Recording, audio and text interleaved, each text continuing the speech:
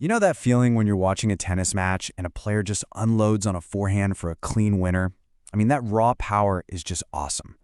But what if I told you that the real secret to a killer ground stroke isn't just about hitting the ball harder, but actually hitting it higher?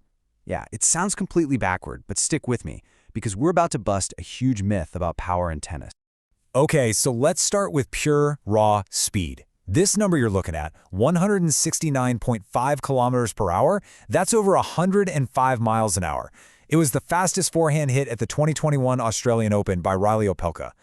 Numbers like this make it seem like the modern game is all about one thing, right? Just absolute blistering pace.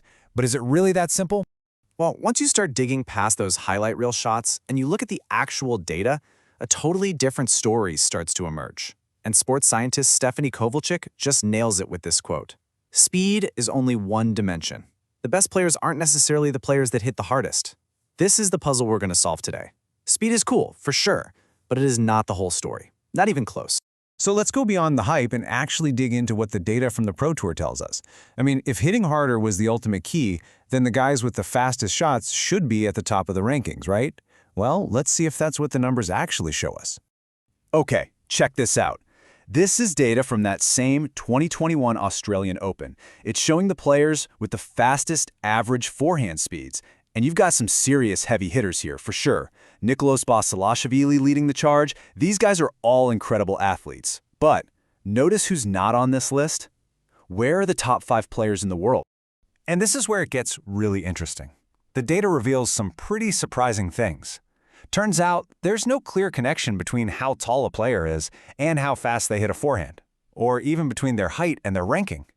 But here's the real kicker. At that tournament, not a single one of the players with the top 10 fastest average forehands was ranked inside the world's top 20. So, if raw speed isn't what gets you to the top, what is? The answer, my friends, and the real secret weapon of the pros is when they pair that power with its critical partner, spin. This is where control comes into the picture and just changes the entire game. It's what lets players be super aggressive, but also super consistent. So what in the world is topspin? Well, it's a really heavy forward rotation you put on the ball. And as that ball is spinning and flying through the air, it does something amazing. It creates a pressure difference. This is a cool physics thing called the Magnus effect. And that literally forces the ball to dive downwards. It drops into the court way, way faster than gravity alone would ever make it. It's basically applied physics in action on the tennis court. And this right here, this is the big aha moment. Topspin gives you a massive margin for error. Just think about it for a second. If you hit a ball totally flat and hard, you have to aim it incredibly low over the net just to keep it in.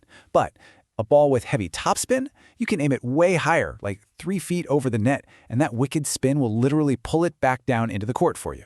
So you see, spin isn't the opposite of power, it's what enables power. It's what lets the pros swing out and hit with massive pace because they have the control to keep the ball in the court. And believe me, this is a skill you can measure. Look at these numbers for backhand topspin, measured in revolutions per minute, or RPM. Guys like Yannick Sinner are generating over 1,800 RPM. That is an insane amount of rotation, and it's the absolute key that unlocks that magic combo of power and consistency you see at the top level. Okay, so now we know the pros are blending speed and spin, but how in the world do they physically do both of those things at the same time? Well, the power doesn't just come from their arm. No way. It's a full-body effort, generated and amplified in a perfect sequence through something called the kinetic chain. I want you to imagine cracking a whip. You know how the energy starts at the handle and just explodes all the way to the tip? A pro tennis ground stroke is the exact same idea. The force starts with their legs pushing off the ground. That energy then gets transferred up through the hips, it gets multiplied by the rotation of the torso, and then, bam! It's finally unleashed through the arm and into the racket. It's one fluid, explosive chain reaction. And you could not ask for a better example than the master himself, Rafa Nadal. This 6-panel sequence of his forehand shows it perfectly. Just look at how his entire body is involved. From the way he loads up to that explosive follow-through, his power is all about the coiling and uncoiling of his whole body. It's like a symphony of perfectly coordinated movement. We can actually break that whole complex motion down into 4 pretty simple steps. Number 1, it all starts with the leg drive from the ground up. 2, the hips start to open up, and that gets the powerful rotation going. 3, the trunk, your torso, follows and just rapidly accelerates that rotation. And finally, 4. The arm and the racket are the very last super fast-moving links in the chain, releasing all of that stored-up energy right into the ball. And if you're a numbers person, here's the cold, hard proof. This chart shows a really strong, direct link between how fast a player rotates their trunk and how fast their racket actually moves. To put it simply, the faster a player rotates their core, the faster the racket head moves, period. The engine of the modern ground stroke is not the arm, it's the torso. And the data shows just how massive a difference this makes. I mean, look at this. When you compare elite players to just high-performance players, the difference in their rotational speeds is staggering. Elite players are rotating their upper trunk at 453 degrees per second compared to 292. Their pelvis is rotating almost twice as fast. This explosive core rotation is one of the biggest things that separates the very good from the truly great. All right, let's bring this all together. We've seen that it's not really about raw speed, it's about spin and control. And we've seen that all that power comes from the core. So you see, the pro's edge isn't one simple trick. It's the seamless integration of body mechanics, power, and spin all into one devastatingly effective stroke. So what's the bottom line here? What are the big takeaways? First, an elite shot is a perfect blend of power from that kinetic chain and control from topspin. Second, and this is the big one, this is the key difference, beginners are always aiming low, right over the net, trying to hit the lines. The pros, they're aiming high for a big target about 3 feet over the net, and they're using spin to bring the ball down. It gives them that huge margin for error. And third, always remember that the real engine for all this power isn't the arm, it's that explosive rotation of the hips and the trunk.